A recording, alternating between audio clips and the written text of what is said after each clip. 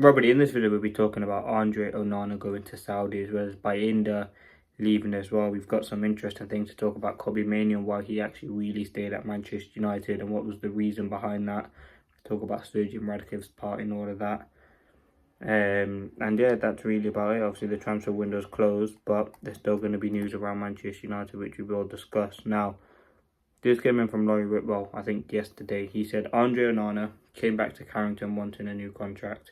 He has been of the view that since receiving the standard 25% cut for non-qualification to the Champions League, a stance that did not go well with Amorim.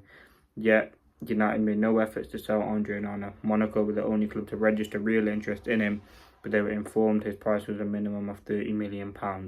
Monaco declined to go further. Following the game against Fulham, Onana's representatives again checked if United wished for him to seek other options, but they were told not to, and the player remained a key part of Amorim's plans. Then it was later then reported Manchester United may offload Andre Onana to the Saudi Pro League as part of the shake-up in the goalkeeping options, with the Saudi transfer window open until September the 23rd. Andre Onana, as I said, returned to Carrington, won a new contract. And yeah, we very well could sell Onana to Saudi with the obviously Saudi window still being open for just under another 3 weeks. So listen, I think goalkeeper situation, we bought in Lomond, and we also obviously have now Onana, BAYINDIR and Tom Heaton at the club. I think the feeling and the expectation, what I would kind of expect is a goalkeeper to leave. Obviously BAYINDIR has also been linked with a move away to Manchester United. Where is it? He has been linked to a move. Manchester United BAYINDIR could be on the move to Trabzonspor after they sold their captain, who I think was obviously their goalkeeper. So listen, he could very well be on the move as well. Certainly very interesting. I do think we will get rid of one of the goalkeepers, whether that's on loan or not. I think Onana going to Saudi again is something that has been mentioned a lot, but not many clubs have really been interested in signing him. It's been mentioned as sort of a move for him, but again, do I think anything will materialise of it? I don't think so. I think he's fully focused on staying at Manchester United, fight for his position, fight for his place in the team. Whereas well, someone like a Lomond has come in to kind of take that #1 position. And again, listen, a goalkeeper was not the top of the priority for Manchester United, but after the mistakes made and after money being raised from exits, we went out and got Lomond. I think it was a priority position. And again, now the expectation is he will not come in and be the #1. It's not expected to start against Man City, but it's certainly very interesting to see what does happen with the goalkeeper situation. I think Onana will leave, and I think BAYINDIR will leave. I think Onana will stay, BAYINDIR will go.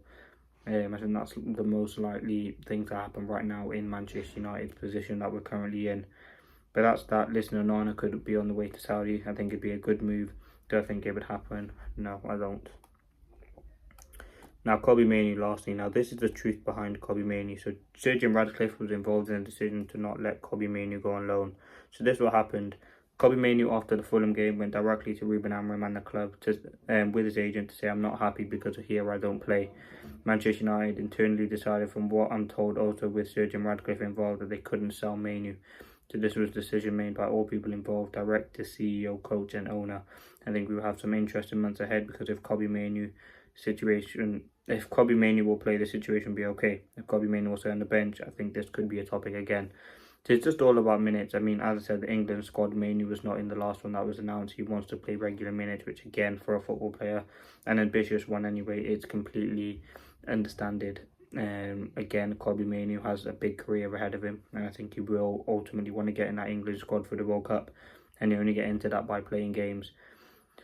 Again, it could be a topic in January, seeing how we play games. Again, I think he'll get many minutes. I think he might get a few sporadic games here and there, maybe 15-20 minutes here. Again, I think he's a good enough player to be starting regular games, but the fact that Sturgeon Radcliffe didn't want to sell him, again, makes sense. We can't afford Kobbie Mainoo to leave or even go on loan. I think he's a player who should be starting. And again, with all the top teams, I'm not saying we're there yet, but there has to be rotation. And listen, not every game Bruno's going to play well. I thought against Fulham he wasn't great. I thought against Burnley he wasn't great. And these are the options to kind of bring in a Kobbie Mainoo and bring in other players who kind of have the opportunity. But listen, let's see what happens. That's been the latest update. Thank you for watching. Again, just a short one there.